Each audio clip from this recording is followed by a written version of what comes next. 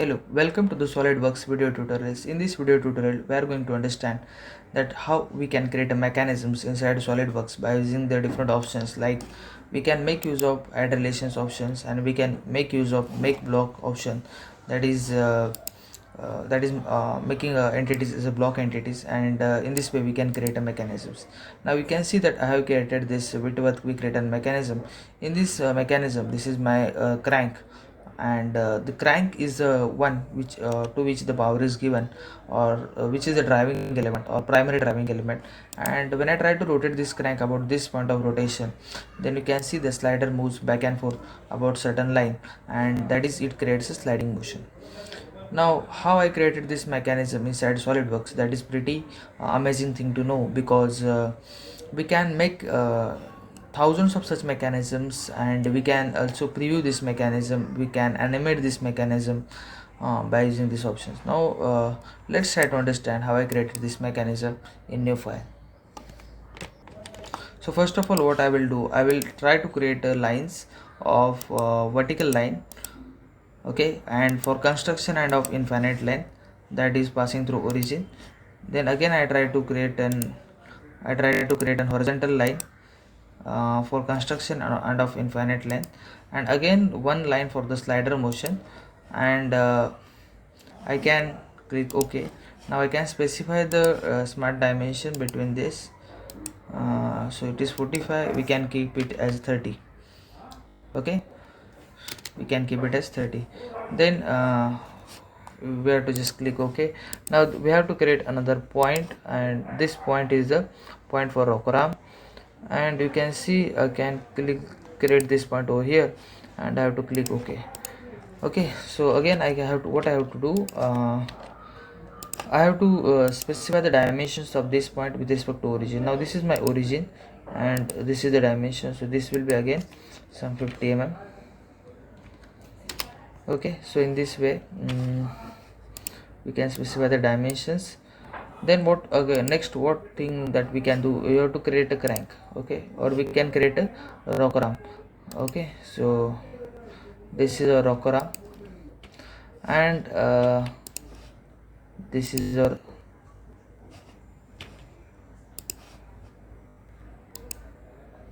this is our crank. And then what we have to do, you have to specify the length of the crank. Okay, so this length of the crank should be equal to how much, 30 mm, should be equal to 30 mm. So length of the crank will be equal to 30 mm, and or we can change that is equal to some 15 mm. Let's say it's 15 mm. Okay, then what we have to do, you have to make one element connecting rod for the slider. Suppose this is the connecting rod, then you have to make that slider. So I will make use of this type of rectangle. Suppose this is my slider. Okay, and again now we have to make one by one each entity as a block entity. So first of all, when I try to animate this, or when I try to move this point, you can see that only the slider moves. Okay, the crank rotates, okay, because we have applied the relations of the coincident. Okay, but that's why the crank rotates, but this line is, its length is not fixed, so the sketch is not fully defined over here. So what you can do, you can just apply a dimension to this line. Suppose this line is of 100 mm. Okay, and then just click OK.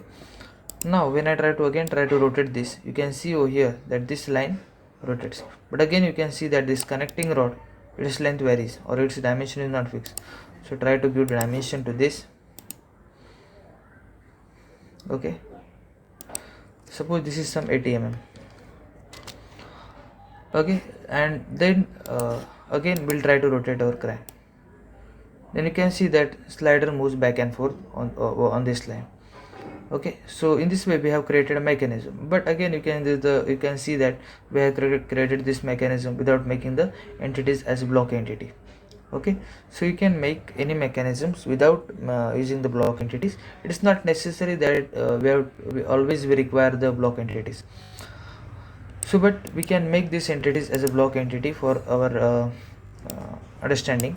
So you have to just select all the select the entity, and you can see the make block option, or else you can use this drag this option from the command bar, that is block, and you can see inside blocks. So you can see the blocks, all the options will be there inside the blocks. You can drag and I have added these options over here. You can see at the left corner of my browser, you can see that I have added the block options. You can see the insert block, make block, and save block option over here. You can make the entity you can make this entity as a block entity by using this option. So I will make this entity as a block entity, and then again I will make this entity as a block entity.